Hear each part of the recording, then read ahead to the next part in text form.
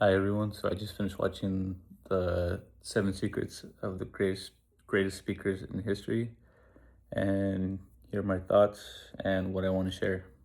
Overall, I really enjoyed this talk. I found myself agreeing with a lot of what he had to say. The biggest thing that stood out to me is the idea of stop giving a speech and start having a conversation with them. That really resonated with me. The speakers that actually stick with you, like MLK, JFK, Churchill, they were just reciting words. You felt like they were actually talking to you, not at you. I think one thing that separates a good speaker from a great one is his passion. I think that's what really stood out the most to me as well. He basically says that if you don't believe in what you're saying, nobody else will either. And that's something that I completely agree with. You can always tell when someone's going through the motions versus when they actually care about what they're talking about or what their story is about.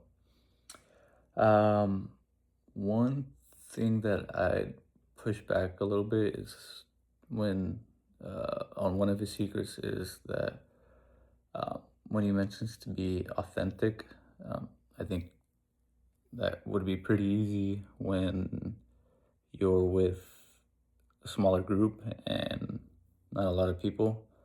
But when it comes to being in a big crowd, and it's kind of hard to be authentic, at least for me. That's I know for some people it might be easier, but when it comes to being authentic in front of other people, it kind of you get nervous, and it's a whole different ball game when you're in front of a lot of people. But I think he should go a little bit more in depth and show us what he means by that. That way, we won't get nervous when we do it.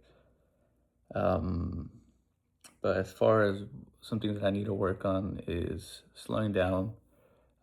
When I get nervous, I tend to speed up without even realizing it, and it makes it harder for people to really observe what I'm talking about or what I'm saying. Um, And I think one more thing is just trying to be intentional about what I'm talking about. I think that's some of the things that I need to be working on.